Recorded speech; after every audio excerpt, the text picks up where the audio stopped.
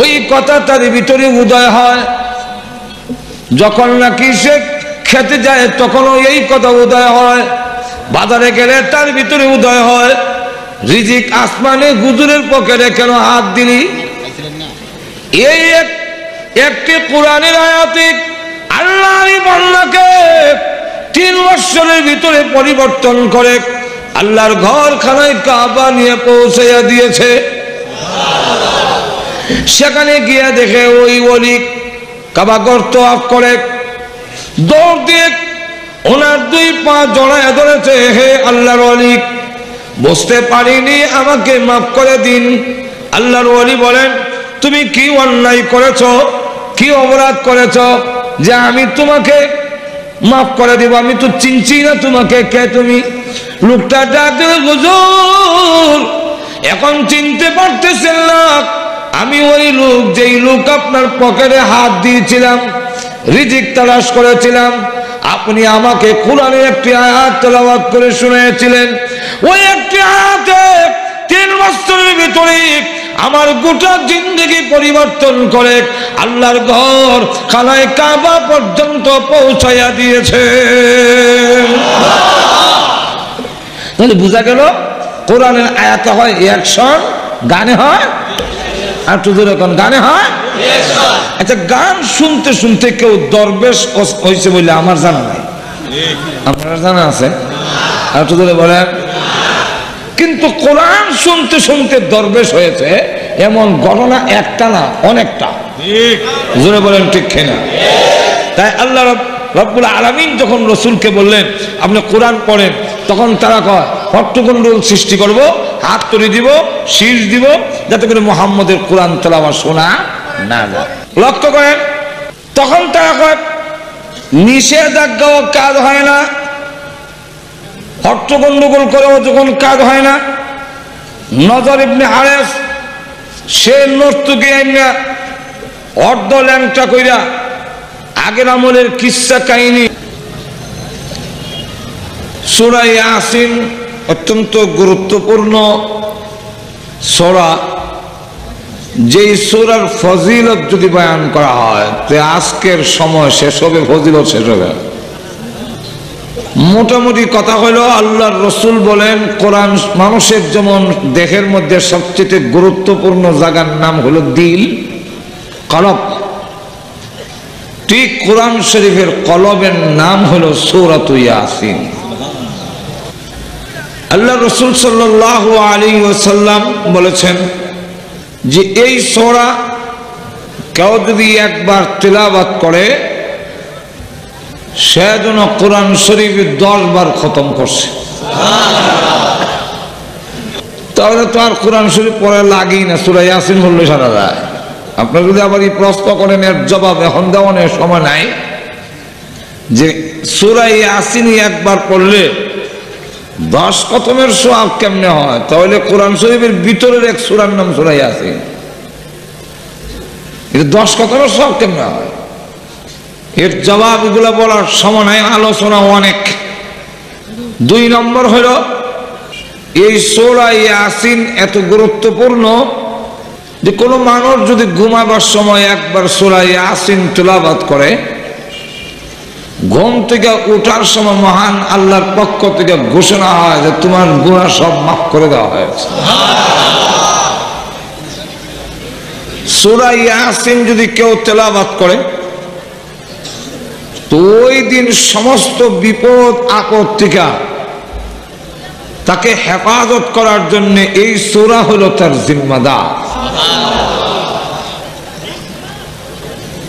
এই সূরা শুধু ইগানি না, আল্লাহ রসুল সাল্লাল্লাহু আলাইহি সাল্লাম বলেন মানুষের যখন সাকরাত শুরু হয়ে যায়, আল্লামা জালালউদ্দিন সুয়ুতী রাহমাতুল্লাহ আলাইহি নূরুস সুদূর এই কিতাবের মধ্যে লেখেন যে 1 2 জন না 500 ফেরেশতা সাকরাতগ্রস্ত রোগীকে চাপ দিয়া ধরে। আজরাইল আলাইহিস সালামের ডান পাশে রহমতের 500 ফেরেশতা থাকে, বাম পাশে গজবের 500 ফেরেশতা থাকে। মানুষ যদি নেককার হয় তখন রহমতের 500 ফেরেশতা তাকে চাপ দিয়ে ধরে। একজন ফেরেশতাই জাতাটা ধরলেও হয় নাই, সেই জায়গায় 500 এমন ভাবে চাপ দিয়ে ধরে তখন আর তার নড়াচড়া করার কোনো সুযোগ থাকে না। তখন সে বলতে দেখে, কোরআনের মধ্যে উল্লেখ করা হয়েছে, আল্লাহ রাব্বুল আলামিন বলছেন যে ও ফেরেশতারা আমাকে ছেড়ে দাও, আমার আত্মীয় স্বজন যা আছে সব নিয়ে যাও, আমাকে ছাড়ো। ফেরেশতা বলেন সুম্মা ইউজিহি কাল্লাহ, কখনোই না, তোমাকে ছাড়া হবে না। ঠিক আছে, তাহলে বালুকার যা আছে সব নাও, আমাকে ছাড়ো না। তাহলে বাংলাদেশের যা আছে সব নাও, তাম পৃথিবীর সব নাও। তারপরে বলা হয় সুম্মা ইউজিহি কাল্লাহ, ছেড়ে দেওয়ার ওয়ার্ডার নাই। তাহলে আমার স্থাবর অস্থাবর সম্পত্তি যা আছে সব নিয়ে যাও, তথাপি ছাড়া হয় না। কিন্তু ওই সময় আল্লাহর রাসূল বলেন সূরাতু ইয়াসিন তেলাওয়াত করো। যখন সূরা ইয়াসিন তেলাওয়াত করা হয়, আল্লাহর পক্ষ থেকে ঘোষণা করা হয়, ও ফেরেশতারা আর চাপ দিয়া ধরো না, এই মুহূর্তে আমার বান্দার সাকরাতের কষ্ট মাফ করে দিলাম। পৃথিবীর কোনো কিছু ওই সময় তখন কাজে আসে না। আপনার স্যার থানভী রহমাতুল্লাহ আলাইহি উদাহরণ দিয়ে বলছেন যে আপনার 4টা ছেলে আছে, এক ছেলে ইঞ্জিনিয়ার, এক ছেলে আবার ডাক্তার, আর এক ছেলে ব্যাংকের অফিসার, আর 4 নম্বর ছেলেটারে দিয়েছেন মাদ্রাসায়। চাকরা শুরু হওয়ার সময় বড় ছেলে মুন্সিগঞ্জের সাগর কলা নিয়ে এসে এসে ইঞ্জিনিয়ার সাহেব ডাক দে, বলে আব্বু আমি ইঞ্জিনিয়ার। আব্বা তখন ডাক দে বলেন তুমি ইঞ্জিনিয়ার, তাতে আমার কি হইলো? আমার গলা যে চাপ দিয়ে ধরছে এইটা ছুটাই দিস না, বেটা পারে না। 2 নম্বর ছেলে আসলো, তিনি হলেন ডাক্তার, আঙ্গুর নাশপাতি নিয়ে আসলো, এসে বলে আব্বু আমি ডাক্তার। ডাক্তার ছেলে তুমি ডাক্তার হচ্ছে কি হয়েছে? আমাকে যে চাপ দিয়ে ধরছে সেটা ছাড়াই দেবে, বেটা অসম্ভব। 3 নম্বর ছেলে ব্যাংকের ম্যানেজার, তিনিও আসলেন। কারো কোনো কিছু কাজ হয় না, কিন্তু মাদ্রাসায় যে পড়ে সেই ছেলেটি দৌড় দিছে, তার গলার মধ্যে আল্লাহর কোরআন শরীফ লটকাইছে। জিজ্ঞাসা করে একজন তাকে প্রশ্ন করলো কোথায় যাও? বাড়িতে যাই। কেন? আমার আব্বার সাক্ষাৎ শুরু হয়েছে। তোর গলা কি লটকাইছ? ও কোরআন। ও কোরআন কেন? তোর এক ভাই নিল কলা, এক ভাই আঙ্গুর, আর এক ভাই কমলা, তোর বোন নিল পানি, তুই কোরআন কেন? সে জবাব দেয় হুজুররা আমাকে পড়াইছেন, আল্লাহর রাসূল বলছেন যে সাকরাতের সময় সূরা ইয়াসিন তেলাওয়াত করতে হয়। আর তো জোরে করবেন কোন সূরা?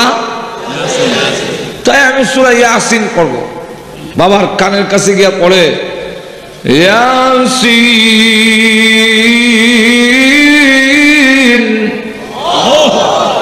ওয়াল কুরআনিল হাকীম ইন্নাকা লামিনাল মুরসালিন। সঙ্গে সঙ্গে আল্লাহ হুকুম দেয় আর চাপ দিও না, ছেড়ে দাও।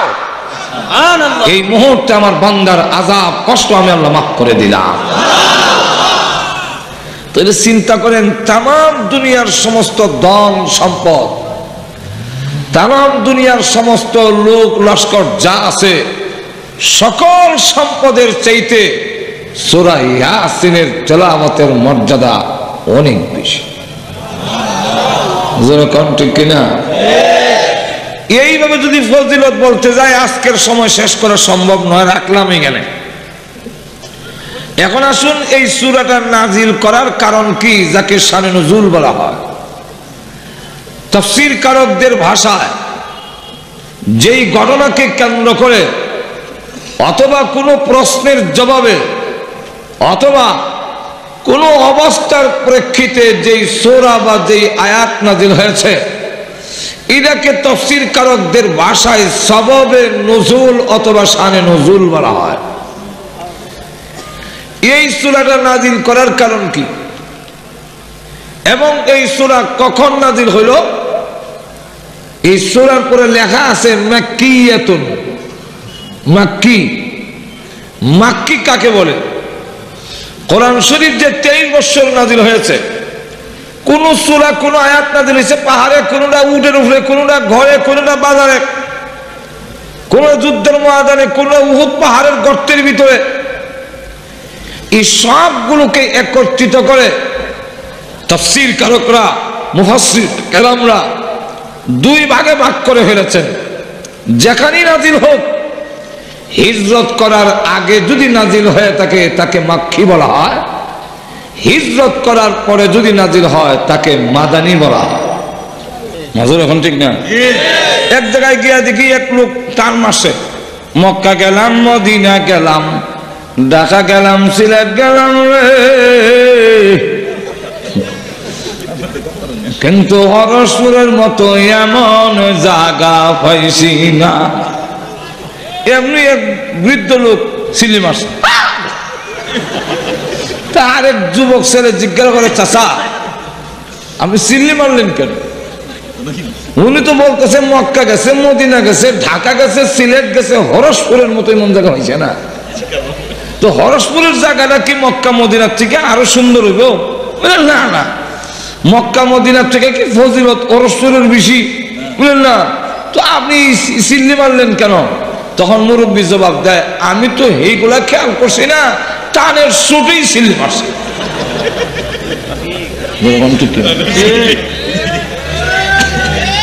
তো এইগুলা বলছে তো আর কোন মাথা হাত পড়তে হয় না। আর এক লোক তালুর বাড়ির বাড়াইতে মা ওই তখন কয়, বাবা আইসো যখন কিছু ওয়াশ করে যাও। মা ওই আমি তো হজ থেকে আইসি, আমি তো ওয়াশ শিখছি না। আমার যে রুমাল দেখতেছেন লাল রুমাল, এটা মক্কা থেকে আনছি।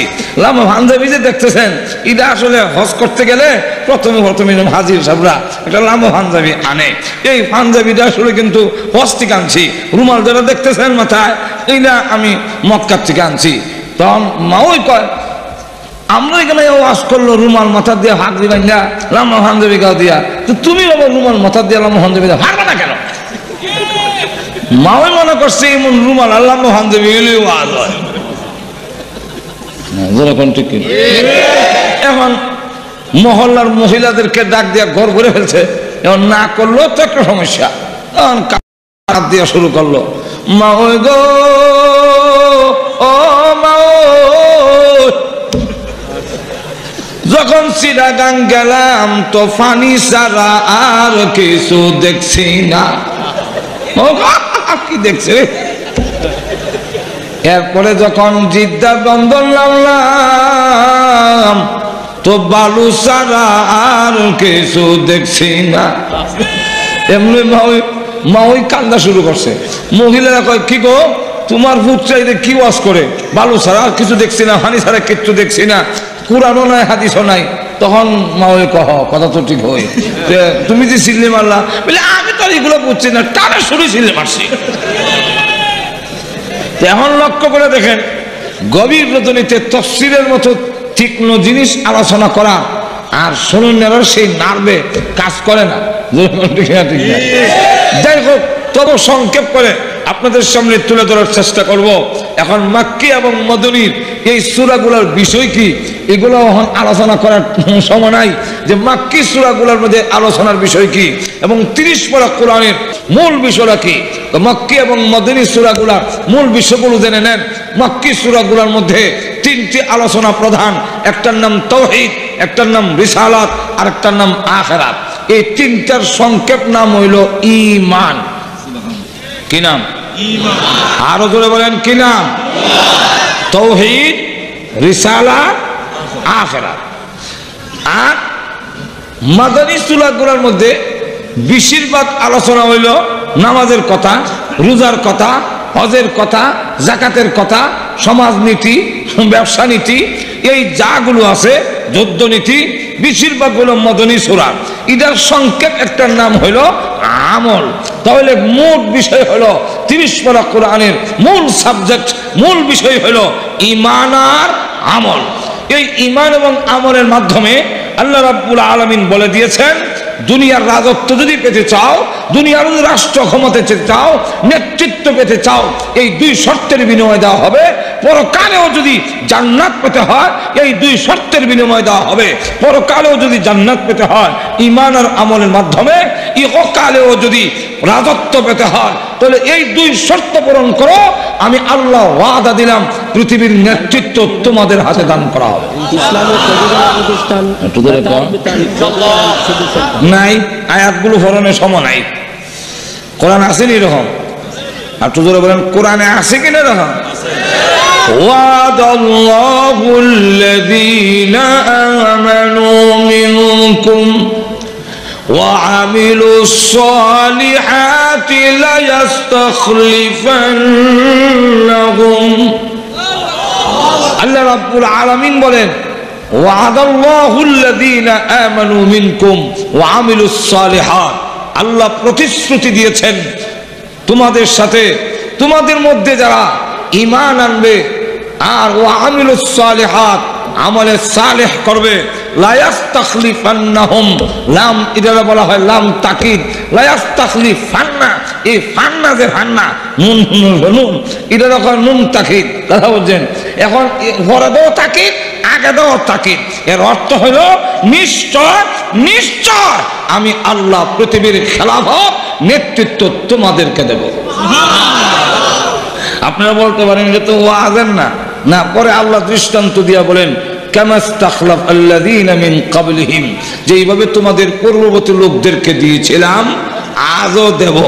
আল্লাহ পৃথিবীর দৃষ্টান্ত আনছেন যে পিছনে দিয়েছিলাম। হযরত সুলাইমান আলাইহিস সালামকে तमाम পৃথিবীর রাজত্ব দিয়েছিলেন, জোরে কোন ঠিক কিনা? হযরত ওমর রাদিয়াল্লাহু আনহুকে রাজত্ব দিয়েছিলেন, জোরে কোন দেন নাই?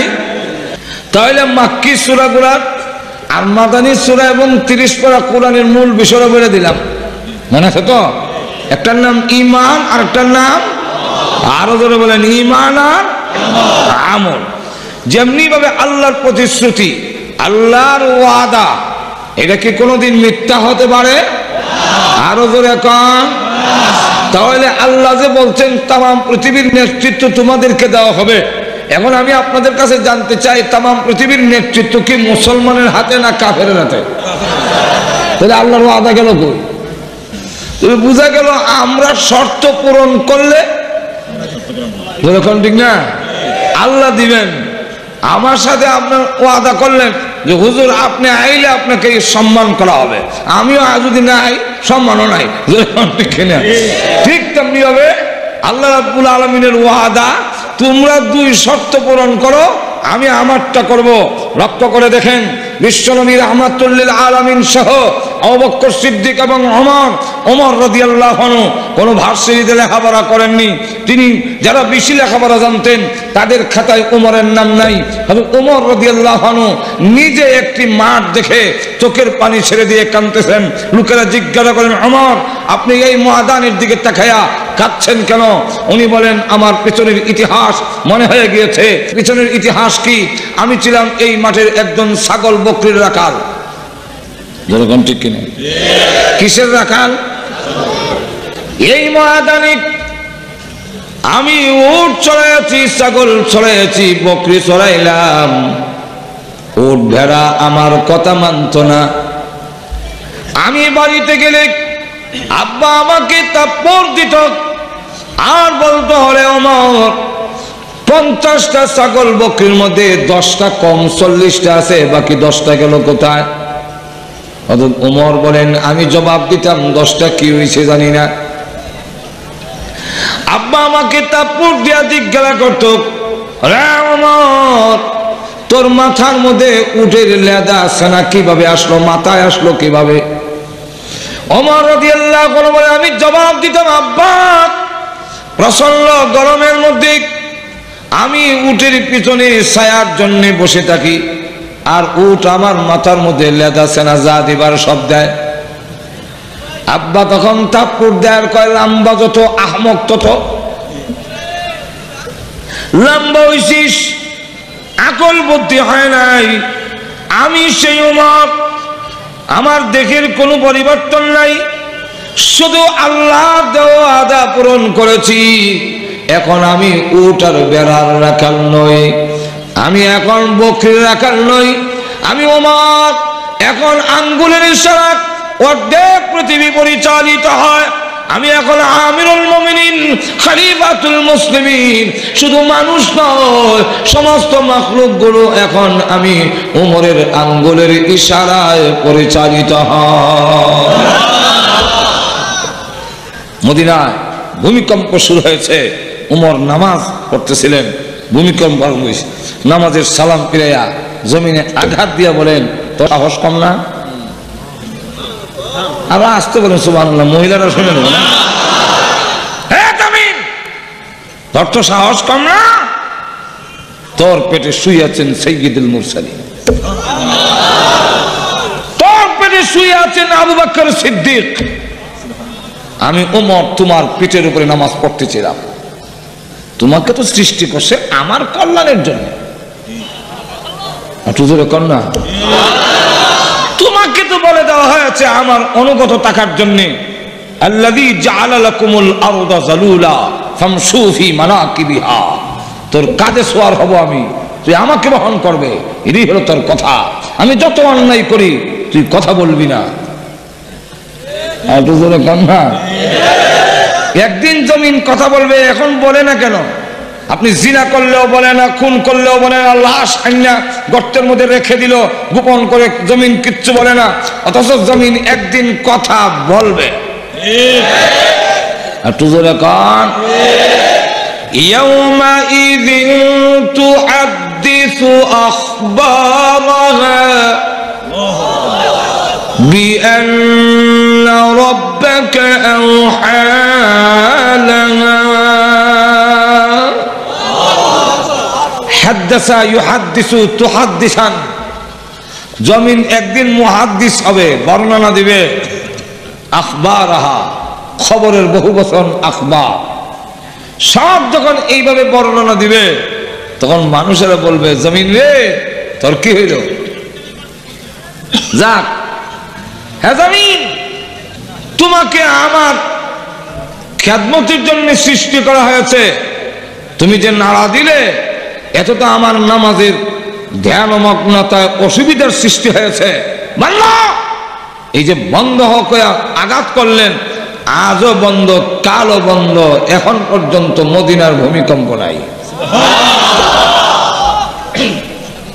নীল নদী পানি দেয় না।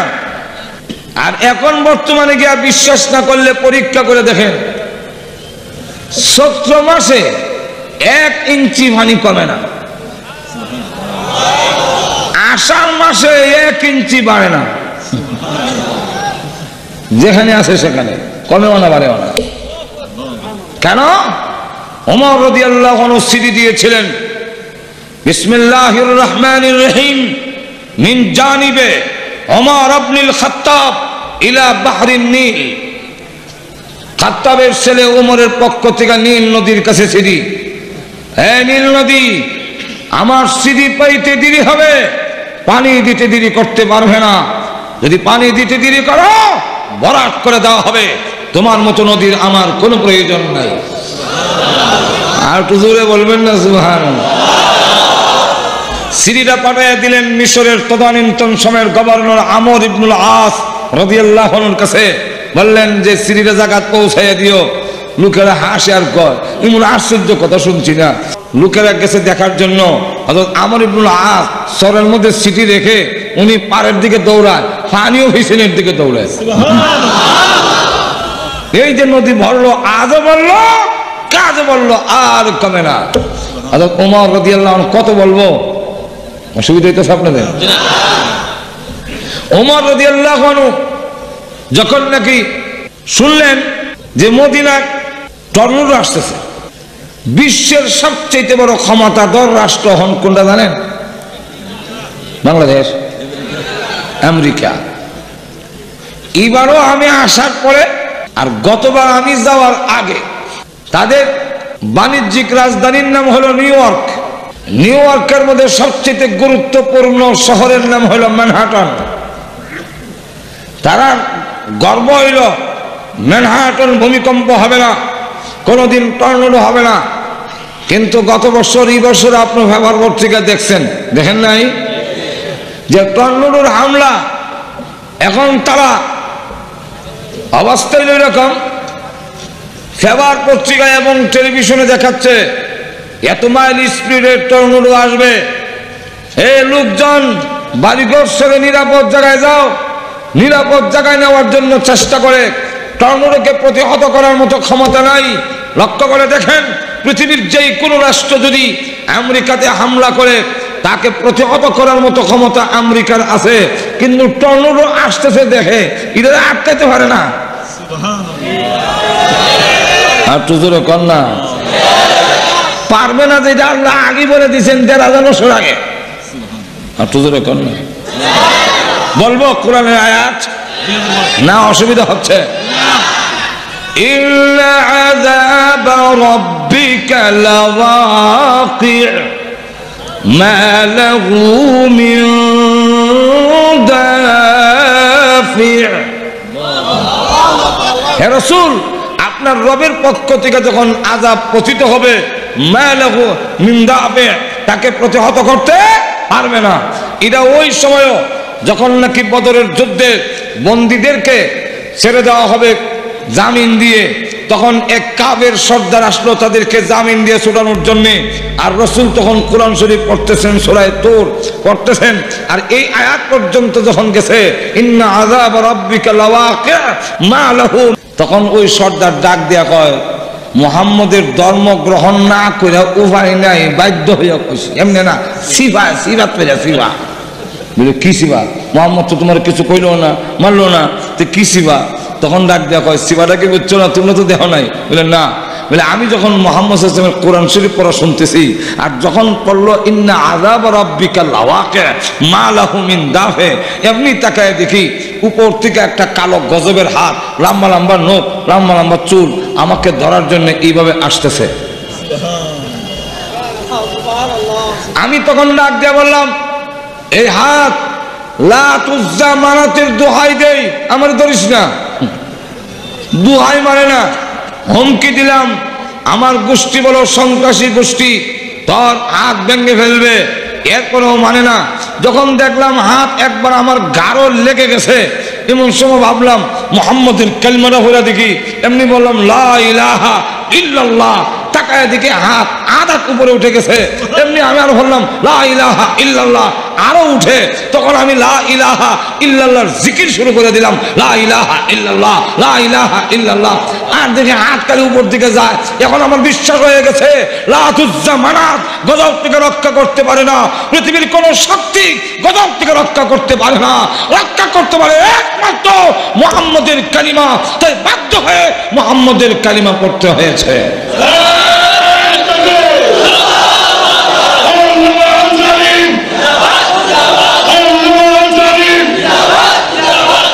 এখন লক্ষ্য করে দেখেন, ওই যে ১,৫০০ বছর আগে যে ঘটনা ঘটছিল, আজও আল্লাহর গজব যখন আমেরিকা আসে, তারা ক্ষেপণাস্ত্র টেপণাস্ত্র যা আছে মারলে কাজ হয় না, ফিরে না।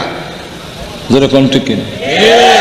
কিন্তু আমিরুল মুমিনিন হযরত ওমর রাদিয়াল্লাহু আনহুর শাসনামলে যখন মদিনার দিকে টর্নেডো আসতেছে, ওমর রাদিয়াল্লাহু আনহু এক দৌড় দিলেন, সামনে গিয়ে দাঁড়ালেন এবং টর্নেডোর দিকে ইশারা দিয়া বললেন থামো। আর একটু জোরে কন্যা, থাম থাম কইতেই টর্নেডো জায়গা থেমে গেছে।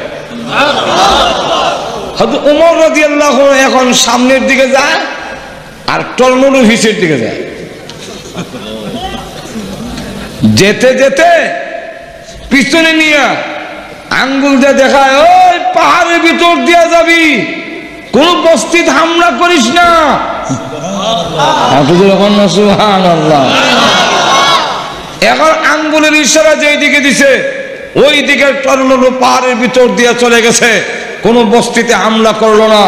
আল্লাহ রাব্বুল আলামিন বলেন, আজ ওয়াদা ঠিক আছে, ওমরের মতো ঈমান হোক। তোমাদের ঈমান, তোমাদের আমল ওমরের মতো যদি হয়, আজ পৃথিবীর নেতৃত্ব তোমাদের হাতে দেওয়া হবে, সন্দেহ নাই।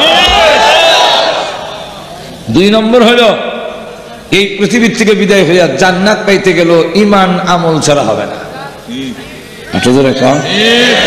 ঈমান আমল ছাড়া হবে না। আমরা পাই না কেন, মায়ের খাই কেন?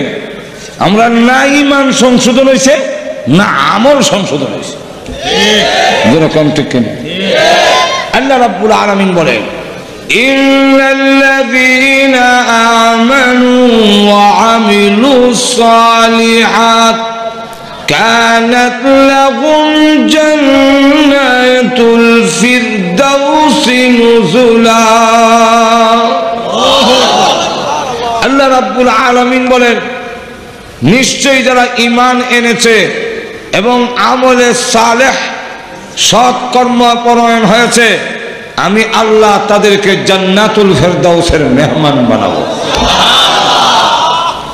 জান্নাতুল ফেরদাউসের মেহমান।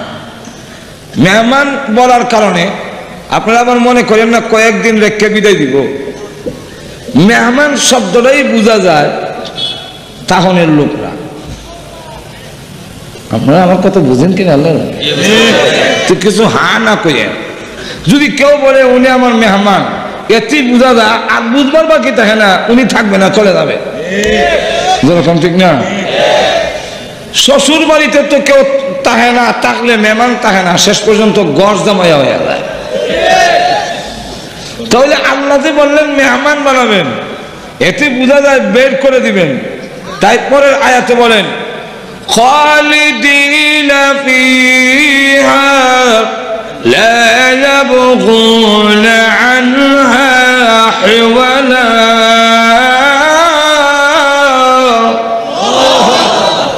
খালিদিনা ফিহা, অনন্তকাল পর্যন্ত জান্নাতে থাকবে, কোনোদিন বের করা হবে না। তাহলে খালিদিনা ফিহা, অনন্তকাল পর্যন্ত জান্নাতে থাকবেন। তাহলে মেহমান বললেন কেন? মেহমান কেন বললেন?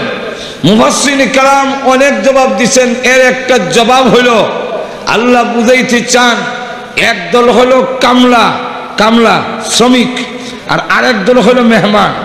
শ্রমিকের কাজ বেশি, খাওয়ানোর আইটেম বাড়ানা।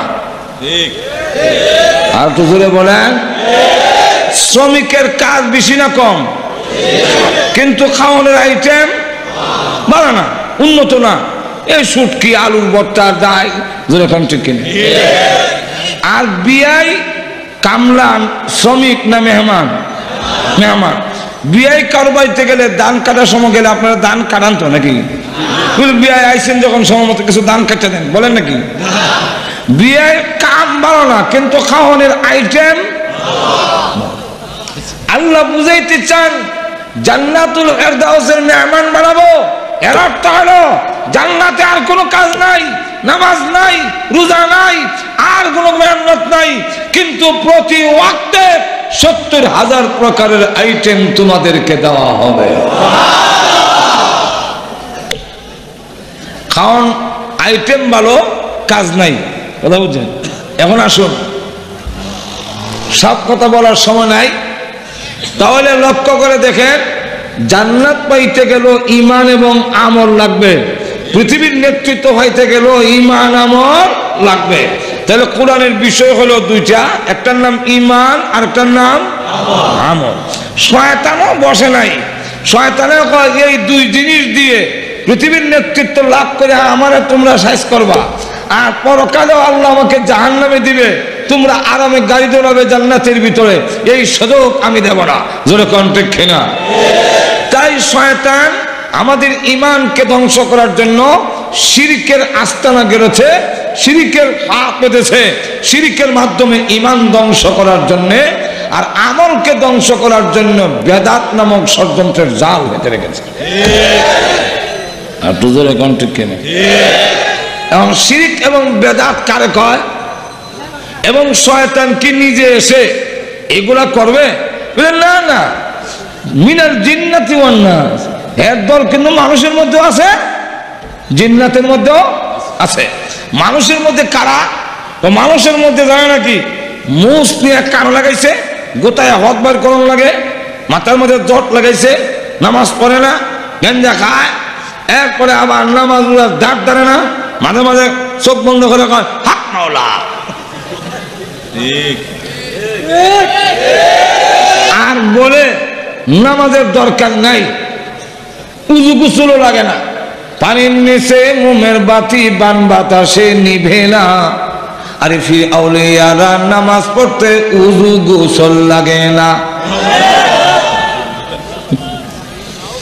একটা গাছের 3টি ডাল, কোন ডালেতে গজল বিলাল শুরু করে, তখন বুঝবে যারা নামাজ লাগে না বলে, বুঝবে মিস্টার ইবলিস তো আর দেখা যায় না, এটাও ওই মিস্টার ইবলিস। আর একটু জোরে কান। যাই হোক, তাহলে মাক্কি সূরার বিষয় কি, মদিনা সূরার মাদানী সূরার বিষয় কি আপনারা সংক্ষেপে তো কিছু জেনে নিলেন। এবার আসুন, আমি যে সূরা আমাকে বিষয় দেওয়া হয়েছে, এই সূরা মক্কায় অবতীর্ণ হয়েছে। কোথায়? মক্কায়। তার শানে নজুল বলবো, শানে নজুল নাজিল করার কারণ, একটা কারণ হলো বিশ্বনবীর রাহমাতুল লিল আলামিন যখন দাওয়াতের কাজ শুরু করলেন, তখন তারা বলল যে এই মুহাম্মদ সাল্লাল্লাহু আলাইহি ওয়াসাল্লাম লাস্তা মুরসালা, তিনি রাসূল নন, তিনি আল্লাহর পক্ষের রাসূল নন, আল্লাহর পক্ষের প্রেরিত নন। তিনি হাটে যায়, তিনি বাজারে যায়, আমাদের মতো খায়, আমাদের মতো ঘুমায়, বিয়ে করেন, শাদী করেন, উনার ছেলে মেয়ে হয়েছে, সুতরাং উনি আমার নবী হবেন কেমনে? উনি নবী নন, লাস্তা মুরসালা, তিনি রাসূল নন। আল্লাহ রাব্বুল আলামিন তখন সূরা ইয়াসিন নাজিল করে একটা তাকিদ দিয়ে বলেন, ইন্নাকা লামিনাল মুরসালিন, তোমরা বলো রাস্তা মুরসালা, আমি রাসূল বলি, আমার রাসূল মুহাম্মদ সাল্লাল্লাহু আলাইহি ওয়াসাল্লাম নিশ্চয় নিশ্চয় তিনি রাসূলদের মধ্যে শ্রেষ্ঠ রাসূল। এই রাসূল প্রমাণ করার জন্য, এবং রাসূলকে বলতেছেন আরো কি বলেন, শুধু তিনি রাসূলই না, আলা সিরাতিম মুস্তাকিম, উনি সিরাতে মুস্তাকিমের উপরে সুপ্রতিষ্ঠিত। এই হলো এক শানে নজুল। যখন কাফেররা বলল যে তিনি আমাদের মতো বাজারে যান, আমাদের মতো খান, আমাদের মতো ঘুমায়, বিয়া শাদী করে, উনি আবার রসুল কেমনে? লাস্তা মুরসালা, উনি রসুল কিছু নন। আল্লাহ রাব্বুল আলামিন তখন রসুলের পক্ষে এই সূরা নাজিল করলেন। গেল একটা।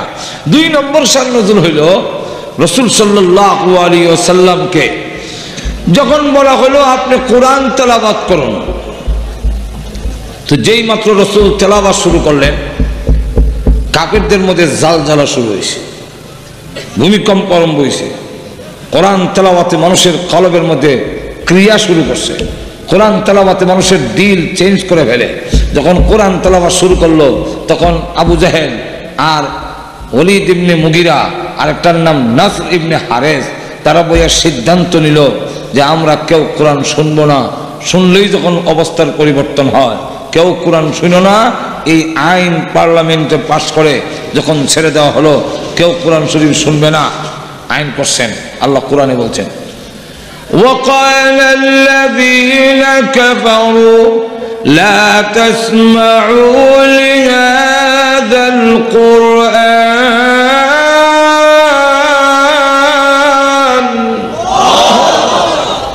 لا تسمعوا لهذا القرآن, কোরআন কেউ শুনো না।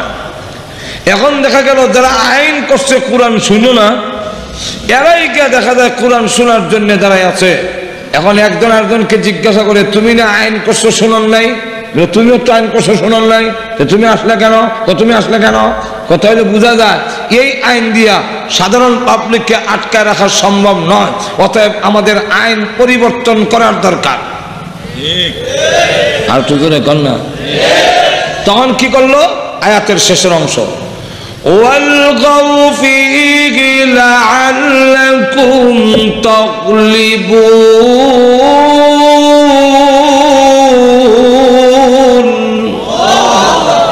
আমরা হট্টগোল করব, আমরা শীষ দিব, আমরা হাত তুলি দিব, যাতে করে কোরআনের আওয়াজ শোনা না যায়। আর এতে গিয়া ক্রিয়া যেটা হইতেছিল সেটা হবে না। এখন দেখা গেল শীষ দিয়া, আটতালি দিয়া, বাজনা বাজাইয়া নজর ইবনে হারেস নর্তকী এনে আল্লাহ গান শুনাইলো, কিন্তু নর্তকী দিয়া মানুষকে আটকা রাখতে পারে না, গান গজল দিয়া মানুষকে আটকা রাখতে পারে না। এর কারণ হইল গান গজলে হয় এটা হয় রিঅ্যাকশন, আর কোরআনে হয় অ্যাকশন। আর একটু জোরে কান বলে কেমনে বলবো, আরো জোরে বলেন।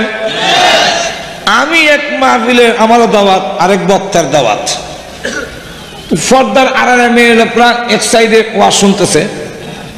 আমি ওয়াজ করে যখন শেষ আরেক বক্তাকে দেওয়া হইল, আমি গাড়িতে উঠবো, এই মুহূর্তে এই দৃশ্যটা দেখলাম। ওই বক্তা প্রথমে শুরু করে দিয়েছে এক গজলের টান মারছে, গজল গান। ইসলামী প্রযোজনা প্রতিষ্ঠান বেতার বিতান আরো রকম সাবধানে তাকিও নারী পর্দার আড়ালে, সাবধানে তাকিও নারী পর্দার আড়ালে, হাদিসে হারাম বলছে অন্য দেখিলে।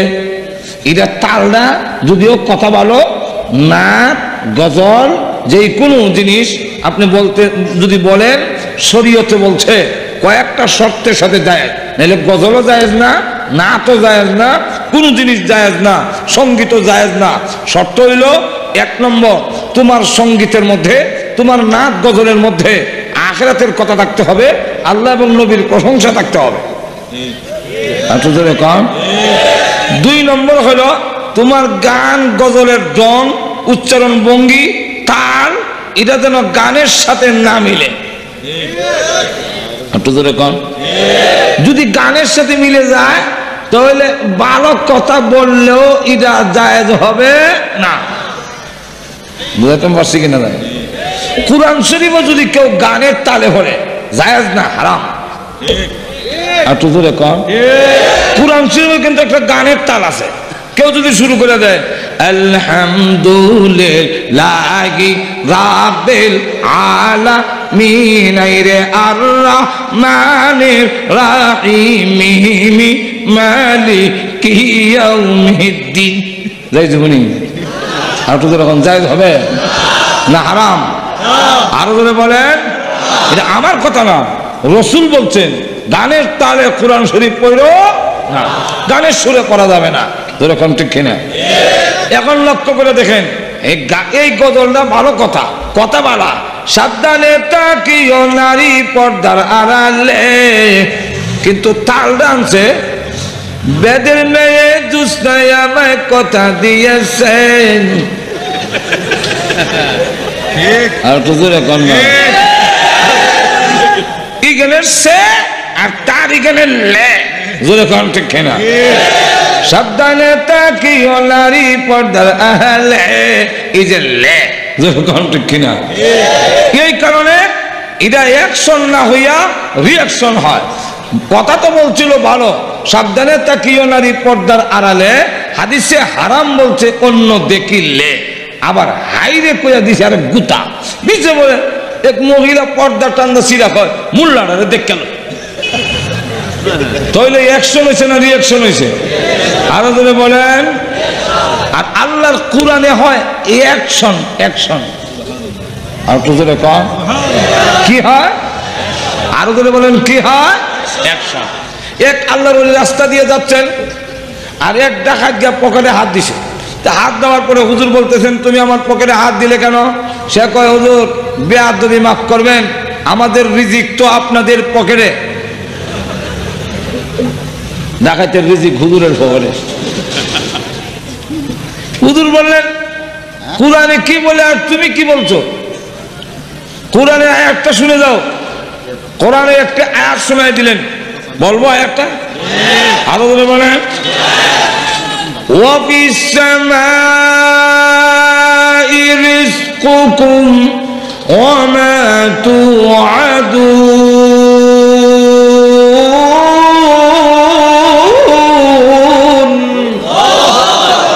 আল্লাহ রাব্বুল আলামিন বলেন তোমাদের সকলের রিজিক হলো আসমানে, আর তুমি তালাশ করো আমার পকেটে। এত আর অশুনতে হয়েছে না, টাকা নিয়ে চলে গেছে। কিন্তু অ্যাকশন কি হইল? যখনই ঘুমাইতে যায় ওই কথা তার ভিতরে উদয় হয়।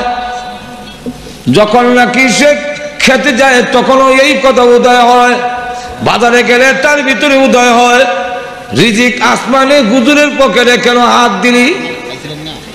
এই একটি কোরআনের আয়াতে আল্লাহর বান্দাকে 3 বছরের ভিতরে পরিবর্তন করে আল্লাহর ঘরখানায় কাবা নিয়ে পৌঁছাইয়া দিয়েছে। সেখানে গিয়ে দেখে ওই ওলি কাবা ঘর তওয়াফ করে, দৌড় দিয়ে ওনার 2 পা জড়ায় ধরেছে, হে আল্লাহর ওলি, বুঝতে পারিনি, আমাকে মাফ করে দিন। আল্লাহর ওলি বলেন, তুমি কি অন্যায় করেছো, কি অপরাধ করেছো যে আমি তোমাকে মাফ করে দিব? আমি তো চিনছি না তোমাকে, কে তুমি? লোকটা ডাকে, হুজুর এখন চিনতে পারতেছেন না, আমি ওই লোক যেই লোক আপনার পকেটে হাত দিয়েছিলাম, রিজিক তালাশ করেছিলাম। আপনি আমাকে কোরআনের একটি আয়াত তেলাওয়াত করে শুনিয়েছিলেন, ওই একটি আয়াতে 3 বছরের ভিতরে আমার গোটা জিন্দেগি পরিবর্তন করে আল্লাহর ঘর খানায় কাবা পর্যন্ত পৌঁছাইয়া দিয়েছে। তাহলে বোঝা গেল কোরআনের আয়াতে হয় অ্যাকশন, গানে হয় আর তো যখন গানে হয়। আচ্ছা, গান শুনতে শুনতে কেউ দরবেশ হয়েছে বলে আমার জানা নাই, আপনার জানা আছে? আর তো বলেন। কিন্তু কোরআন শুনতে শুনতে দরবেশ হয়েছে এমন ঘটনা একটা না, অনেকটা। জোরে বলেন ঠিক কিনা? তাই আল্লাহ রব্বুল আলামিন যখন রসুলকে বললেন আপনি কোরআন পড়েন, তখন তারা কয় হট্টগোল সৃষ্টি করব, হাত তুলে দিব, শীষ দিব, যাতে করে মুহাম্মদের কোরআন তেলাওয়াত শোনা না যায়। লক্ষ্য করেন, তখন তারা কয় নিষেধাজ্ঞাও কাজ হয় না, হট্টগোল করেও যখন কাজ হয় না। নজর ইবনে হারেস সে নর্তকী আইনা অর্ধ ল্যাংটা কইরা আগের আমলের কিচ্ছা কাহিনী বাজনার সাথে তাল দিয়া নর্তকীরা গান গায়া গায়া অঙ্গভঙ্গি দিয়া এরপরে শোনায়। কেমন অঙ্গভঙ্গি? আমরা দেশের কিছু আছে না যারা এমন কথা বলে, বন্ধু আমার বাড়ির সামনে দিয়ে একটা যায়, বুকটা আমার হাইটটা যায়, আরো যখন নাই। এইগুলা দিয়ে যুবকদেরকে আরো উস্কানি দেওয়া হয়, আরো গুনার দিকে উৎসাহিত করা হয়। তো ওই যুগের নর্তকীরা আগের আমলের কিচ্ছা কাহিনী যেগুলা নাকি ছন্দ আকারে মিলাইল মিথ্যায় ভরা, এই জাতীয় কবিতাগুলো শোনায় অঙ্গভঙ্গি দিয়ে কোরআন শরীফ থেকে মানুষকে দূরে সরানোর জন্যে। এইগুলা দিয়েও যখন ব্যর্থ, কোরআন থেকে আটকাইতে পারে না, কোরআন একটি সমাজ পরিবর্তন করার জন্য বিপ্লব শুরু করে দিয়েছে, মানুষের অবস্থার পরিবর্তন করে দিয়েছে, কোনো অবস্থা আটকায় রাখতে পারে না। মুহাম্মদ সাল্লাল্লাহু আলাইহি ওয়াসাল্লামকে পাগল বলে আখ্যায়িত করে, তাও আটকানো যায় না। জাদুঘর বলে আখ্যায়িত করে কোরআন শরীফ থেকে মানুষকে সরানো যায় না। বরং যাদেরকে বলে যে মুহাম্মদ পাগল, সে বরং এসে কোরআন তেলাওয়াত শুনে ইসলাম ধর্ম গ্রহণ করে। যারা রাসূলকে পাগল বলেছিল তারাই পাগল প্রমাণিত হয়ে যায়। এখন আবু জাহিল্লা তখন সিদ্ধান্ত নিল, অসুবিধা হইতেছে আর তো জোরে কন, আর কিছু সময় অসুবিধা হবে, আর কিছু সময়, অল্প সময়। তাহলে শুনেন, আবু জাহেল তখন সিদ্ধান্ত নিলে যেহেতু লাঠি আমাদের হাতে, ক্ষমতা আমাদের হাতে আছে, অতএব শূন্য না, এই কথা আর বলার দরকার নাই, ফটতেই দেওয়া হবে না। ঘুমাই গেছেন নাকি? কিছু হা না কইয়া শূন্য না, এই কথা আর বলবো না। এখন থেকে ঘোষণা হইল মুহাম্মদ সাল্লাল্লাহু আলাইহি ওয়াসাল্লামকে কোরআন পড়তেই দেওয়া হবে না। এখন না, কোরআন শরীফ পড়তেই দেওয়া হবে না। কেন? ক্ষমতা আমাদের হাতে। তাদেরকে জানায় দেওয়া উচিত, যেইভাবে আবু জাহিল্লাকে জানায় দিয়েছেন, রাসূল তাকে জানায় দেন। এরা কিন্তু তার মার কেরাসিনের বাতি না যে মুখের ফু দিয়া নিভাইয়া দিবে, কোরআনকে নির্ভাবিত করতে পারবে না। আমি আরো প্রজ্বলিত করব। আজ আমরা সুস্পষ্ট করে বলে দিতে চাই, এদেশের দ্বীনি শিক্ষা, কোরআনের শিক্ষা, কোরআনের আলো পৃথিবীর কোন শক্তি নির্বাচিত করতে পারবে না। লক্ষ্য করে দেখেন, আল্লাহ বলেন, হে রাসূল আপনি কোরআন পড়ুন। আবু জাহেল পড়তে দিবে না, পড়লেই পিটাবে। রাসূল বলেন, আল্লাহ আপনি বলতেছেন পড়ার জন্য, ওরা বলে পড়তে দিবে না। আল্লাহ বলেন, আমি আল্লাহ তাদের চ্যালেঞ্জ গ্রহণ করলাম। ইউরিদুনা লিয়ুতফিউ নূরাল্লাহি বিআফওয়াহিহিম ওয়াল্লাহু মুতিম্মু নূরিহি। তো করতে পারবে না। কেন পারবে না? এটার একটা উদাহরণ দিলে আপনারা বুঝতে সুবিধা হবে। একটা গ্রাম এলাকা, যে এলাকার কোনো কারেন্ট যায়নি এখনো, এমন এলাকার থেকে বালুকার শহরে এক লোক আনছে একটা ছেলে বাসার কাজকর্ম করার জন্যে। ওই ছেলে জীবনে আর লাইট দেখছে না, কারেন্টের বাতি দেখে নাই। তাকে বললো, এ বেটা সুইচটা অফ কর, বাতিটা অফ কর। তো বাতিটা অফ করে কথা বলার পরে সে টেবিলে উঠিয়া লাইটের কাছে গিয়ে ফু দেয়। আমি আপনাদের জিজ্ঞাসা করতে চাই, এইভাবে ফু দিলে লাইটের আলো নিবে তো? আরো ধরে কম। ফুর আওয়াজ শুনে মালিক কয়, কিরে এই কি করো? লাইট নিবেন লেগে ফু দেই। তখন মালিক কয়, এটা কি তোর মার কেরোসিনের বাতি পেয়েছ? এখানে ফু দিলে লিখব, ওই সুইচটা টিপ দে, লাইট জ্বলে। এখানে সুইচ হইল 50 হাত দূরে, দূরে কোন ঠিক কিনা বোর্ডের মধ্যে। তো লাইটটা যেই মাত্র সুইচটা অফ করছে, বাতি নিভে গেছে। তখন সে কয়, আশ্চর্যকার বা, সারা জীবন যেখানে আগুন সেখানে ফু দিলাম, আর বালুকা শহরে এসে দেখি লাইট জ্বলে এখানে, আর সুইচ দিয়ে আরেক কানে। যেরকম ঠিক না? ঠিক তেমনি হবে কোরআনের লাইট জ্বলে বালুকায় তফসির মাহফিলে, সুইচটা বালুকায় নয়, সুইচটা হইল লৌহে মাহফুজের মধ্যে স্থাপন করা। সুতরাং সেই সুইচ কিয়ামত পর্যন্ত কেউ পাবেও না, আর কোরআনের লাইট নিভাইতে পারবে না।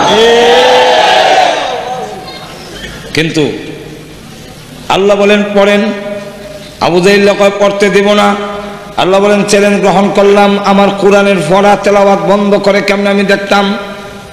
এক পুরানা ফাঁক পানির ফয়দা 1.5 টাকার বেড়া, সে আমার কোরআন শরীফ পড়তে দিবে না, তাহলে আমি একটু দেখতে চাই। তো আল্লাহ আমাকে যে মারবে, আল্লাহ বলে আপনার ভয়ের কারণ নাই, আমি আল্লাহ আপনাকে হেফাজত করব। রাসূল বলেন, তাহলে আমার পড়তে আর কোনো আপত্তি? রাসূলকে শুরু করে দিয়েছেন কোরআন পড়া। والشمس وضحاها والقمر إذا تلاها। আবু জাহেল 2 হাতে ফাতর লইয়া কয়, তালাহা তালাহা কম হইতাছে। রসুলের কাছে গিয়ে যখন আপ উপর দিকে উঠেছে রসুলের গায়ে মারবে, এখন রসুলও দেখা যায় না, আতও দেখা হয় না। আর হুজুরে কন না, এখন আত যদি বাঁকা না হয় মারবে কিভাবে? কিন্তু আবার এই জায়গা নড়ে যাতে পাথরটা হের মাথার মধ্যে পড়ে। রসুল দেখা যায় না, এই একজন দেখা না গেলে মারবেন কিভাবে? আচ্ছা যাই হোক, যেই দিক থেকে আওয়াজ আসতেছে এই দিক থেকে না হয় মারলাম, কিন্তু আট বেকা না হইলে মারবেন কিভাবে? এখন দেখে যে পাথর তার মাথার উপরে পড়ার সম্ভাবনা, তখন ডাক দেয়া কয়, ও মুহাম্মদ, আওয়াজে বোঝা যায় আপনি এইখানে আছেন, তো আমি আত্মীয়তার দোহাই দিয়া কারো বাতিজা কারো ভাই এই সূত্রে আমি ক্ষমা চাই, আমাকে মাফ করে দাও। রসুল তখন ডাক দিয়ে বলেন, আমি ক্ষমা করে দিলাম, মাফ করে দিলাম, আমি চাই না রাহমাতুল লিল আলামিন নামের মধ্যে কোনো কলঙ্ক লাগুক, যাও মাফ করে দিলাম। আবার দেখা হইছে, পাথর ফেলে দিয়া লোকজনের কাছে গিয়া জোরে জোরে শ্বাস ফেলায়। লোকেরা বলে, কি লিডার সাহেব, আপনারা বলছিলেন মুহাম্মদকে পড়তে দিবেন না, পাথর দিয়ে একবারে মাথা ভেঙে দিবেন। এখন তো আপনার যে অবস্থা দেখা যায়, প্রাণ যে জান যে কোন দিক দিয়ে বেরিব রাস্তা পাইতেছে না। কি তো বিষয়, মারলেন না এমনি কয়ে বেটা আমার তো দেখা হয় না, মোহাম্মদও দেখা যায় না। কই মারতাম, তোর বাপের তালক মারতাম না, এটা মোহাম্মদ দেখা যায় না, মারবো কোথায়? আল্লাহ তখন রসুল তো মাফ করে দিলেন। আল্লাহ বলেন আমি মাফ করলাম না, সূরা ইয়াসিন নাজিল করলাম। এটা হলো সূরা ইয়াসিনের শানে নজুল। আল্লাহ বলেন, বলবো আরো জোরে কোন, ইয়াসিন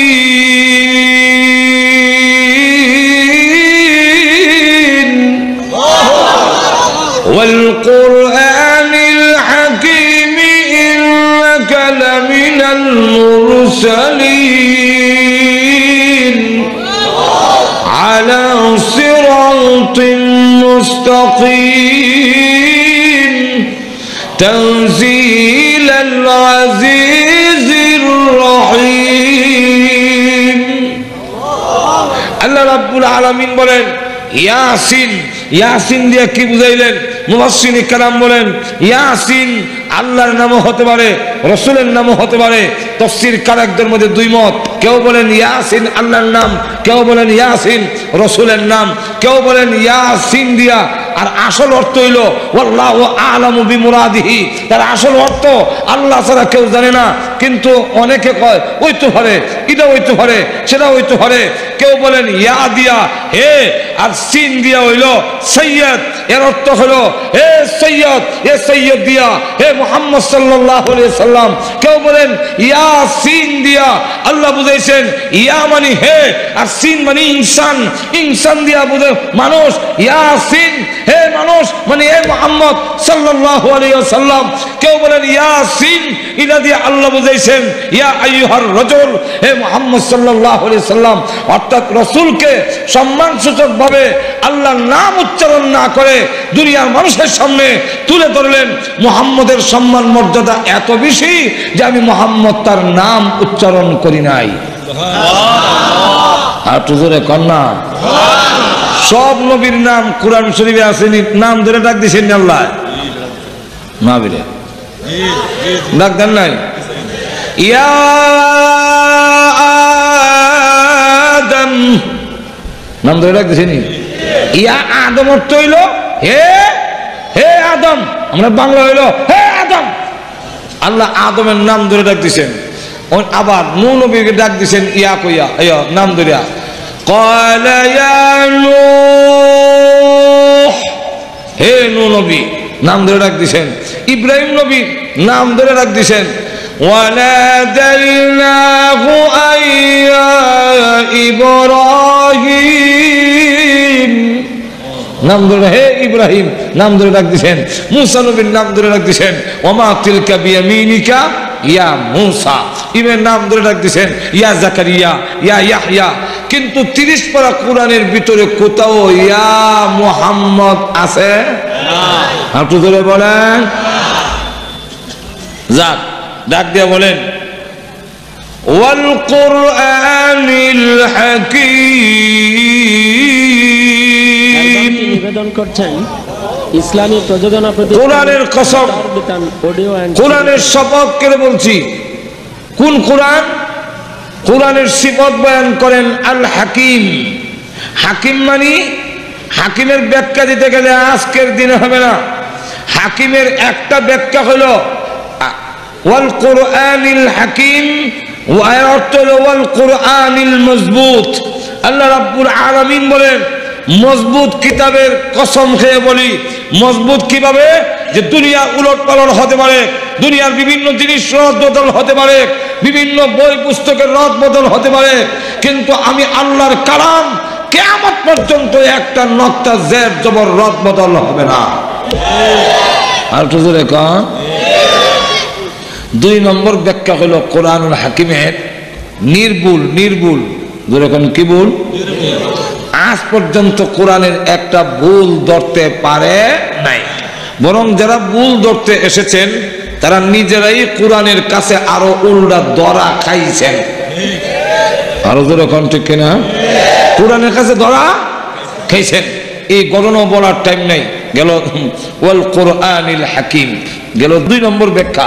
3 নম্বর ব্যাখ্যাটা হলো ওয়াল কোরআনিল হাকিম, ওই কোরআনের কসম খেয়ে বলি যে কোরআন হলো বিজ্ঞানময়, অর্থাৎ জ্ঞানে ভরা, জাগতিক জ্ঞান, মানুষের জ্ঞান যেখানে শেষ, কোরআনের জ্ঞান সেখান থেকে, আরো যখন সেখান থেকে শুরু। কিভাবে শুরু হইলো এটাও বুঝাইবার এখন সময় নাই। গেল 1 আয়াত। 2 নম্বর হইলো ওয়া ইন্নাকা লামিনাল মুরসালিন, হে রাসূল আমি বলতেছি যত নবী রাসূল আল্লাহ দুনিয়াতে পাঠিয়েছেন এর মধ্যে সবচেয়ে শ্রেষ্ঠ রাসূল হলেন আমাদের নবী, বিশ্ব নবী। কিভাবে শ্রেষ্ঠ হলেন এটাও বলনের টাইম নাই, রাখলাম। এরপরে হইলো আলা সিরাতিম মুস্তাকিম, সিরাতে মুস্তাকিম, বেহেশতে যাওয়ার পথে সমস্ত পয়গম্বররা সিরাতে মুস্তাকিমের উপরে, আপনিও সিরাতে মুস্তাকিম। সিরাতে মুস্তাকিমের ব্যাখ্যা 2টা। একটা ব্যাখ্যা হলো ইসলাম, সমস্ত নবীরা ইসলামের অনুসারী ছিল, ইসলামের উপরে ছিল, আপনি নবীও ইসলামের উপরে আছেন। সিরাতে মুস্তাকিমের 2 নম্বর ব্যাখ্যা হলো আহলে সুন্নাত ওয়াল জামাত। আহলে সুন্নাত ওয়াল জামাত যেই পথে আছেন সেই পথটি হলো সঠিক পথ। আহলে সুন্নাত ওয়াল জামাত কারে কয় এটাও বুঝাবার টাইম নাই, রাখলাম। এরপরে বলেন তানজিল আল আজিজির রহিম, হে রাসূল কোরআন শরীফ এমন সত্তার কাছ থেকে নাজিল হয়েছে, আবু জাইলকে জানায়া দেন যে তিনি হলেন আজিজ, যিনি পরাক্রমশালী। আবু জাইলের কাছ থেকে কোরআনের বিরোধিতার বদলা গ্রহণ করার ক্ষমতা আল্লাহ আছে না নাই? আল্লাহ দেখাইও দিয়েছেন। আবার যদি কোনোদিন সুযোগ পাওয়া যায় ইনশাআল্লাহ বিস্তারিত আলোচনা আপনাদের সামনে করা হবে। আল্লাহ রাব্বুল আলামিন আমাদের সকলকে তৌফিক দান করুন, আমিন। ওয়া আখিরু দাওয়ানা আলহামদুলিল্লাহি রাব্বিল আলামিন। দুরূদ শরীফ পড়ি। আল্লাহুম্মা সাল্লি আলা সাইয়্যিদিনা মাওলানা মুহাম্মদ ওয়া আলা আলিহি ওয়া আসহাবিহি ওয়া বারিক ওয়া সাল্লিম। আস্তাগফিরুল্লাহ ইন্নাল্লাহা গফুরুর রহিম। আল্লাহুম্মা আমিন। ربنا ظلمنا أنفسنا وإن لم تغفر لنا وترحمنا لنكونن من الخاسرين. ربنا اغفر لنا ولوالدينا رب ارحمهما كما ربياني صغيرا رب ارحمهما كما ربياني صغيرا. রব্বুল আলামিন সারা জীবনের গুনার বোঝা মাথায় নিয়ে আসামির বেশে, অপরাধীর বেশে, ভিক্ষুক কাঙ্গালের মতো আলেম ওলামা নিয়ে, সাদা দাড়িওয়ালা মুরব্বী নিয়ে, নওজোয়ান ভাইদেরকে নিয়ে, মাসুম বাচ্চা নিয়ে, পর্দার আড়ালের নেককার মা বোনদেরকে নিয়ে, আল্লাহ আমি গুনাহগার মুসাফির অবস্থায় হাত বাড়াইলাম, মেহেরবানি করে গো জিন্দেগির গুনাহ মাফ করে দাও। আল্লাহ জানি না আজকের এই মুনাজাত কার জন্য জীবনের শেষ মুনাজাত। কত মানুষ ঘুমায় আর ওঠে না, কত মানুষ ঘর থেকে বের হয় আর ঘরে ফিরে আসে না। আল্লাহ জানি না গো কার জন্য কাফনের কাপড় দোকানে জমা হয়ে গেছে। মৃত্যু আসার আগে আগে মেহেরবানি করে আমাদেরকে তুমি মাফ করে দাও। রব্বুল আলামিন তুমি যদি আমাদের মাফ না করো গো, আমাদের যাইবার আর কোনো জায়গা নাই। আল্লাহ মেহেরবানি করে আমাদেরকে তুমি মাফ করে দাও। ও আল্লাহ দুনিয়াতে দেখেছি ছোট সময় দুষ্টামি করলে আব্বার কাছে বিচার গেলে আব্বার ভয়ে আমি সারাদিন বাড়িতে যাইতাম না। সন্ধ্যা হয়ে গেলে ঘরের পিছনের দরজায় গিয়ে মা মা বলে ডাক দিলে এমনি দেখতাম মা দরজা খুলে 2টা হাত বাড়াইয়া দিত আর ডেকে বলতো আরে বাবা। সকলে ভুলে গেল আমি তোর গর্ভধারণী মা বলে যাইতে পারি না। সন্তানকে বুকে জড়াইয়া জীবনের সব অপরাধ মাফ করে দেয় রব্বুল আলামিন। হে আল্লাহ, হে আহকামুল হাকিমিন, আল্লাহ তুমি তো মার চাইতে কোটি কোটি গুণ বেশি দয়ালু। গুনার বোঝা লইয়া তোমার রহমতের দরজায় হাজির হইলাম। মেহেরবানি করে গো আমাদের জিন্দেগির গুনাহ মাফ করে দাও।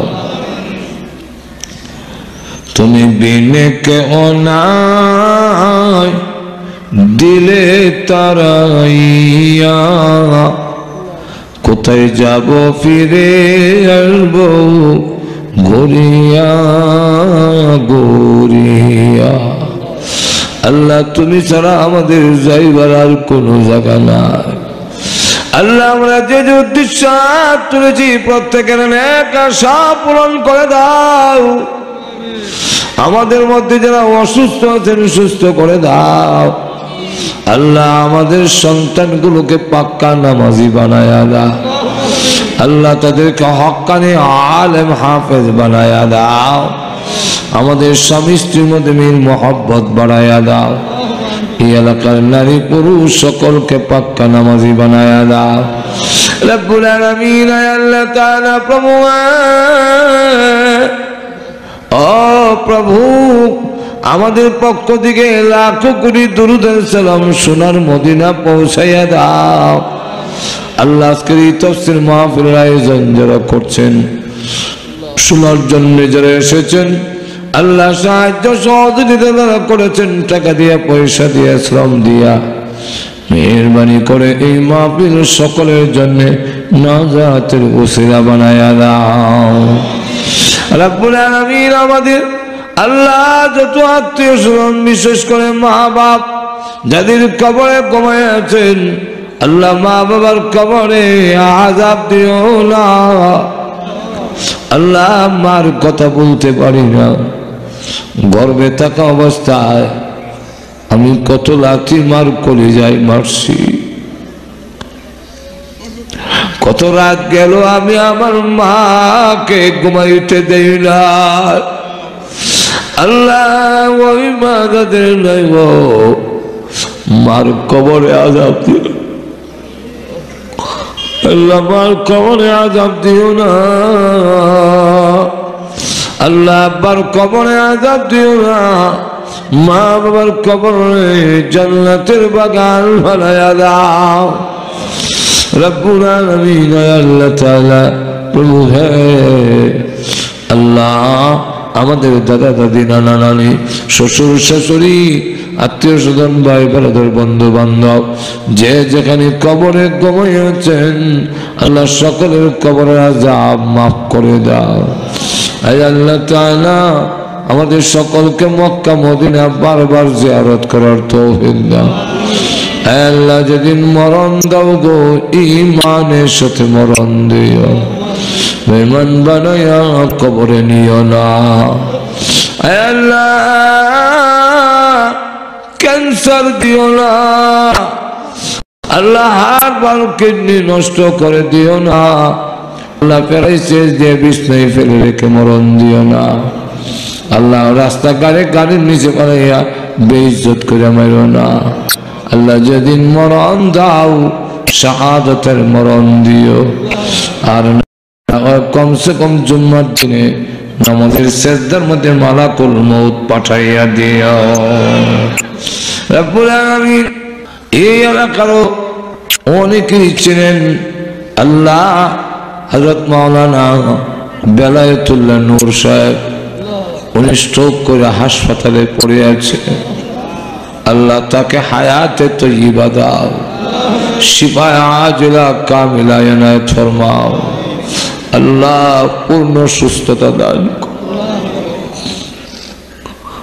আল্লাহ তাআলা আমরা ভিখারি, আমরা ভিক্ষুক কাঙ্গাল, তোমার নবীর উম্মত, এই সূত্র দাঁড়াইলাম, খালি হাতে বিরোধী না।